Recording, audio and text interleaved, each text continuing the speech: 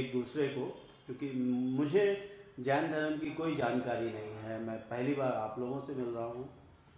और देखा है मैंने, मुंबई में भी देखा है लोगों को, अपने शहर में भी देखा है लोगों को।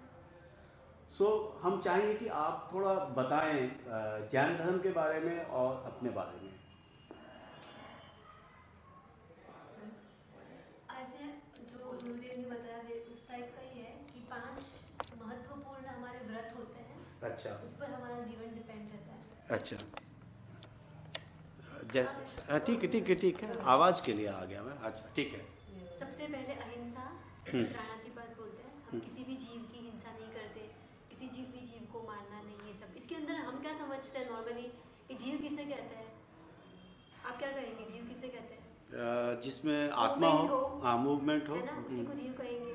जो हिल डुल रहा है वही होंगे। उसके अंदर शायद ज़्यादा से ज़्यादा चींटी आएगी, मच्छर आएंगे या मक्खी आएंगे, उससे ज़्यादा कुछ नहीं आएगा। लेकिन उससे भी आगे बढ़ता है जैन धर्म, और वो बताते हैं पृथ्वी, पानी, अग्नि, वायु और वनस्पति, इन पांचों में भी जीव है, जीव का अस्तित्व है। क्योंकि हम देखते हैं कि कुएं के अंदर जो पानी होता है ना, वो पानी भी बढ़ता रहता है। कुएं के अंदर का पानी, कितना ही पानी निकालते रहो, पानी के अंदर भी जीव है, ये भी हमने सिद्ध। और प्लांट के, वनस्पति के अंदर, वो तो साइंटिस्ट भी सिद्ध कर चुके हैं। पहले नहीं मानते थे, उसके बाद मानने लगे। लेकिन महावीर प्रभु ने तो आज से कितने ही वर्षों पहले कह चुके थे कि वनस्पति के अंदर भी जीव है, वो भी बढ़ रही है। उसी तरह से अग्नि, इलेक्ट्रॉनिक हम यूज़ नहीं करते, उसका कारण क्या है? क्यों हम इलेक्ट्रॉनिक यूज़ नहीं करते? क्योंकि अग्नि में भी जीव मानते हैं। वो बहुत सूक्ष्म जीव होते हैं, उसको हम देख नहीं पाते। लेकिन जब एक ट्यूबलाइट चलती है या एक मोबाइल का लाइट बटन चलता है, तो उसमें करोड़ों, असंख्य, अनकाउंटेबल जीवों की हिंसा होती है। और इसी कारण से हम इन इंस्ट्रूमेंट्स को भी यूज़ नहीं करते और इन सब चीज़ों को यूज़ नहीं करते। और हिंसा यानी ऐसा ही नहीं कि किसी जीव को मत मारो। हिंसा भी विभिन्न प्रकार की होती है।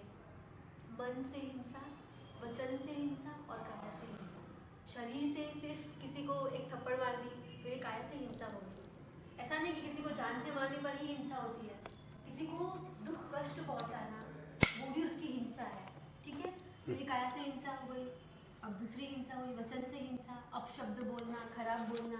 किसी को हम कहते हैं और खराब शब्द बोल दिए, उसको दिल में दुख जो हो जाए और खराब लग जाए, तो ऐसे भी प्रकार के वचन हम यूज़ नहीं करते। ये हुई वचन से हिंसा। और तीसरी मन से हिंसा। शायद हम वचन से, कई लोग ऐसे होता है कि जो वचन से कुछ भी नहीं बोलेंगे और एकदम बोलते कपट, माया और कपटी होता है, तो एकदम हंसते खेलते रहते हैं और अंदर से कितनी गालियाँ दे देते हैं। जब फ़ोन पे एक दूसरे से बात करते हैं लोग, तो क्या करते हैं, वो तो ऐसा था वैसा था, उसके सामने कुछ नहीं बोलेंगे, उसके पीछे से बोलेंगे। हम मन से भी उसके ऊपर क्रोध करते हैं, मन से भी माया करते हैं। ये सब मानसिक हिंसा होती है। तो मानसिक हिंसा का भी यहाँ पे निषेध है जैन धर्म के अंदर, तीनों प्रकार की हिंसा का। ठीक है, अब दूसरा हमारा व्रत था मूर्छावाद, यानी असत्य नहीं बोलना है। किसी भी प्रकार की सिचुएशन है, असत्य नहीं बोलना है। सामान्यतः असत्य बोलने के कारण होते हैं हास्य, हंसते हंसते कोई झूठ बोल देता है मस्ती करते करते। फिर होता है भय, हास्य से भी कोई झूठ बोलता है। और डर लगता है, डर से कि मुझे ये बोलेंगे तो मुझे मारेंगे, तो मुझे ये करेंगे, वो इसी कारण से भी कोई झूठ बोलता है। शौक से भी कोई झूठ बोल देता है। अलग अलग कारण होता है। तो किसी भी कारण से हमें असत्य नहीं बोलना है। ये हमारा दूसरा व्रत हुआ। फिर तीसरा व्रत है अदत्त, यानी कि किसी की नहीं दी हुई चीज़ को अपने आप ग्रहण नहीं करना है। अगर ये जगह आपने हमें नहीं कहा होता कि आप आइए ठहरिए, तो हम यहाँ नहीं आते। अगर कोई भोजन जो है अपने हाथ से कोई भी गृहस्थ हमें देता है, तभी हम ग्रहण करते हैं। बर्तन में, तपेली में सब्जी पड़ी है, बहुत भूख लगी है, ले लो और खा लो, नहीं, विकारक। मतलब सामने वाले को हमें देना है तभी ही हम ले सकते हैं, मगर हम अपने आप बिल्कुल नहीं ले सकते। खाने की चीज़ हो, पहनने की चीज़ हो, हमारी ज़रूरत की चीज़ हो, कोई भी चीज़ हो, बिना पूछे नहीं लेना, बिना दिए नहीं लेना। ठीक है, अब चौथा व्रत है ब्रह्मचर्य। ब्रह्मचर्य का पालन, जब परमात्मा महावीर के ऊपर हमको बहुमान इसलिए होता है कि उसने किस हद तक का ब्रह्मचर्य बताया है। सिर्फ ऐसा नहीं है कि एक दूसरे के स्पर्श से ही अब्रह्म का सेवन होता है, लेकिन इस जगह पर अगर कोई पुरुष बैठा है और उस जगह से आप उठ के जा रहे हो, तो तुरंत हम उस जगह पर भी नहीं बैठ सकते, क्योंकि आपके शरीर से जो वाइब्रेशंस निकल रहा है, आपकी जो ऑरा है, वो इस ज़मीन पे वो कुछ देर के लिए वहाँ पे रहती है। हम वहाँ पे बैठेंगे, हमें वो स्पर्श करेगी, वैसा भी हमको अब्रह्म का सेवन नहीं करना है। इस तरह का ब्रह्मचर्य का पालन हमको बताया है। स्पर्श तो बहुत दूर की बात है, वो हमको करना ही नहीं है। और जैसे ही अंधेरा हो जाता है, कोई पुरुष हमारे साथ बाहर निकल जाता है, जैसे कि आप अभी आके बैठे हैं, दिन है बैठ सकते हैं, जैसे ही सूर्यास्त होगा आपको भी बाहर जाना पड़ेगा, वहाँ पे नहीं बैठ पाएंगे। और फिर पांचवा रहता है परिग्रह, अपरिग्रह, यानी परिग्रह हमको नहीं रखना। परिग्रह यानी संग्रह करना किन्हीं चीज़ों का। यहाँ पे तो आप संग्रहालय बनाते हैं, म्यूजियम सब चीज़ों को इकट्ठा करके लोगों को प्रदर्शित करते हैं। और हमारे यहाँ पर जितनी भी चीज़ें होती है, आप लोग देख ही रहे कि अब हम यहाँ पे बैठे हैं, 13 लोग आके बैठे हैं, साध्वी जी महाराज, ये हमारे पीने का पानी का काष्ठ पात्र है पीने का। अच्छा अच्छा। इसके अंदर हम कुछ भी पानी ले सकते हैं या कुछ लिक्विड दूध ऐसा कुछ ले सकते हैं। और ये पानी का पात्र है, भोजन और इसी में ग्रहण करते हैं। अच्छा। लकड़ी का है पूरा। अच्छा। और ये कलर जो है हमने हाथ से ही किया है, सेल्फ पेंट, कोई ब्रश यूज नहीं किए है।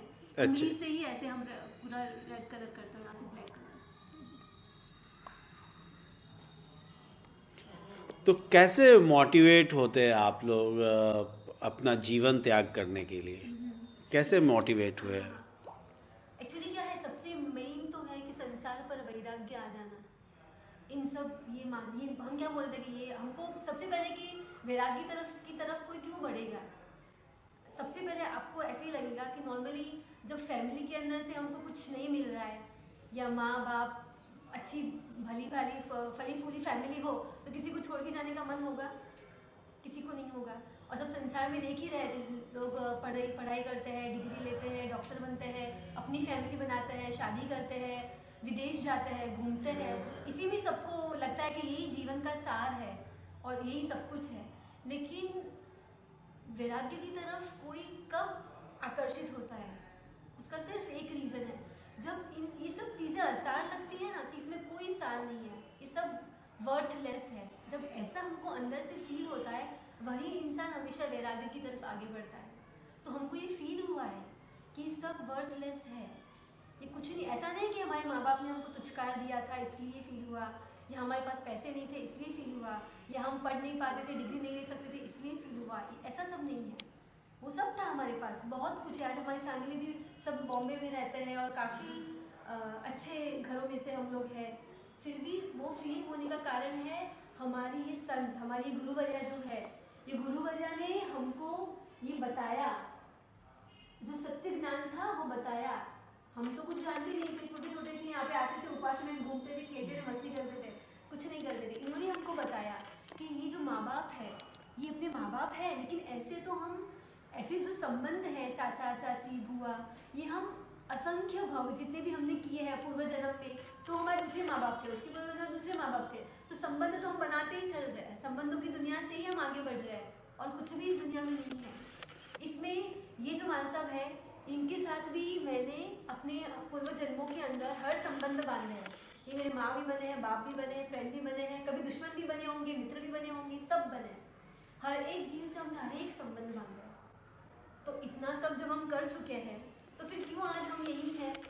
तो क्या हमको इसी तरह कंटिन्यू चलते रहना है, आगे आगे आगे भाव, अगले भाव, अगले भाव? क्योंकि नहीं, इस ब्रेक को क्या तोड़ा जा सकता है? तो जवाब मिला हाँ, इस चेन को आप तोड़ सकते हो। कैसे तोड़ सकते हैं?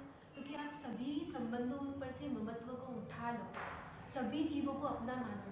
सिर्फ ये मेरी फैमिली नहीं है, पूरा भारत, इवन पूरा वर्ल्ड मेरी फैमिली है। ये सारे लोग मेरी फैमिली है। यानी जितना प्यार मैं किसी एक को दूंगी, उतना ही प्यार मैं सबको दूंगी, और सबसे संभाव से रहूंगी। न किसी के प्रति अटैचमेंट और न किसी के प्रति डिटैचमेंट। जब एक के प्रति अटैचमेंट होता है ना, तो वो श्योर है कि दूसरे चार के लिए अपने को डिटैचमेंट हो ही जाएगा। संन्यास लिए है, और यही हमारे कारण है राग द्वेष को दूर करना। तो कितने साल पहले आपने लिया अपना जो सामाजिक जीवन है, जो पारिवारिक जीवन है, कितने साल हो गए आपको त्याग किए हुए? मुझे तो 12 साल हुए। 12 ईयर्स। सो 12 साल पहले, उससे पहले का जीवन आपका क्या था? मतलब कैसे थे आप? कॉलेज में थी, वर्किंग लेडी थी, क्या थी? नहीं, मैं तो बहुत छोटे में यहाँ पे आ गई, कॉलेज भी जाने का ही था। अच्छा। पहले ऐसे अच्छा। और उसके बाद एटलीस्ट मैं 8th जब स्टैंडर्ड में थी ना, 8th में या 9th में थी, तब मैं मार साहब के पास दिवाली वैकेशन में आई थी। अच्छा। दिवाली अच्छा। वैकेशन में मार साहब के पास, गुरुवारा के पास रहने के लिए और कुछ सीखने के लिए आए थे। तो जब यहाँ पे रहे तो इतना अच्छा लग गया, उनका जो प्रेम था, वात्सल्य था, जैसे समझाते थे और कहते थे कि हमको बहुत पढ़ना चाहिए, ये ज्ञान, स्कूल का ज्ञान तो बहुत लिया और वो ज्ञान हमको भवो में काम नहीं लगेगा, ये ज्ञान हमको लेना है। तो हमने वो ज्ञान भी लिया और देखा, तब लगा कि ये ज्ञान ही सत्य ज्ञान है, ये ही सबसे अल्टीमेट ज्ञान है मतलब। तो जब हमको फीलिंग आई यहाँ पे, और तब हमने सोचा, फिक्स किया माइंड मेंटली कि 9th में भी सब शुरू कर दिया था धार्मिक क्रियाएं करना, पर स्टिल स्कूल की स्टडीज़ भी चालू थी। और 10th में आते आते तक तो डिसीजन ले लिया कि अब तो यहीं पे जाएंगे, और एसएससी पास करके तुरंत गुरुवजा के पास रहने के लिए आए। 2-3 साल ट्रेनिंग लिया और उसके बाद संन्यास हो गया हमारा। 12 साल हो गए आपको परिवार को छोड़े हुए, तो क्या कभी परिवार से मिलने का मन करता है, या कभी जाती हैं आप मिलने, या कभी किसी ऐसे इस तरह के आयोजन में आपका परिवार आपसे मिलने आता है? हाँ, परिवार यहाँ पे हमसे बहुत बार मिलने आए। हम जहाँ पे भी चातुर्मास के लिए होता है, चातुर्मास यानी 4 महीना, 4 महीना यानी बारिश की जो 4 महीने होता है, उस सीजन के अंदर, रेनी सीजन के अंदर मैं एक ही जगह पे रहता है 4 महीने। अच्छा। और उस टाइम क्योंकि वो रेनी सीजन में बहुत कीटाणु होता है, तो हम बिहार विचरण नहीं करते, एक ही जगह पे रहते हैं। अच्छा। तो उस टाइम या फिर कभी भी, अब जैसे कि हम चल रहे हैं तो अभी भी आ सकते हैं, कभी भी आ सकते हैं वो लोग उनको मिलने के लिए। हम उनको मिलने के लिए स्पेशली नहीं जाते, पर हम कहीं किसी गांव में गए हैं तो गोचरी ओढ़ने के लिए, जब हमारा भोजन जो लेना होता है, तो भोजन के लिए हमको जैसे कि हमको 13 जन के लिए भोजन लेना है, ठीक है, और यहाँ पे 15-20 घर है कोई लोगों के, तो उन 15-20 घरों के अंदर जाके हम भोजन लेंगे, थोड़ा थोड़ा थोड़ा। एक जगह से इतना सारा बनाया हो तो भी हम नहीं लेंगे। क्यों नहीं लेंगे? क्योंकि हमारे जो भिक्षा होती है उसको बोलते हैं माधुकरी भिक्षा। माधुकरी यानी मधुकर को यानी भमरा। अच्छा। संस्कृत में जो भौरा होता है उसको कहते हैं मधुकर, ठीक है। हनी भी है ना, हनी भी। तो वो जो होता है वो फूलों में से जो रस चूसता है, थोड़ा थोड़ा थोड़ा रस लेता है हर फूल में से। वो किसी एक फूल को पूरा रस से निचोड़ ले तो पूरा भौरा जो है, हाँ, थोड़ा थोड़ा रस चूसता है फूल के अंदर से, इससे फूल को भी नुकसान नहीं होता और उसका पेट भर जाता है। तो हमारे प्रभु महावीर ने कहा है कि आप भी ऐसे ही भिक्षा ग्रहण करो। इस घर में बनाया होगा, 5 लोगों का भोजन बनाया होगा, 15-20 रोटी, तो उसमें से हम 2 लेंगे, थोड़ा सब्जी लेंगे, थोड़ा लेंगे, फिर दूसरे घर में से फिर थोड़ा थोड़ा लेंगे, तीसरे में से थोड़ा, ऐसे हम 15 घरों में घूम के हम जितना हमको पर्याप्त चाहिए उतना लेके आ जाएंगे। और इस तरह घूमते घूमते अगर हमारे फैमिली, माता पिता का घर बीच में आए तो वहाँ पे भी जा सकते हैं, लेकिन मिलने के लिए नहीं जाते, सिर्फ भिक्षा ग्रहण करने के लिए जाते हैं अगर बीच में आए तो। बाकी ममत्व भाव से वैसे नहीं जाते। और उनको हमको शाटा पूछने के लिए, हमारे वंदन करने के लिए आना होता हो कभी भी आ सकते हैं। और आपके जो भाई या बहन हो, वो तो आके आप काफ़ी भावुक हो जाते होंगे, काफ़ी इमोशनल हो जाते ऐसा हैं। कुछ होता ही नहीं है, ऐसा कुछ नहीं होता अभी। हाँ, भावुक हो जाता है इमोशनल थी वो लोग इमोशनल, वो लोग होता है, हम लोग नहीं होते इमोशनल, क्योंकि हमने वो समझ ही लिया है। अगर इमोशनली होना होता तो फिर हम इस पथ पे आते ही नहीं ना, तो फिर हम वहीं पे रहते, वो तो थे ही हमारे पास।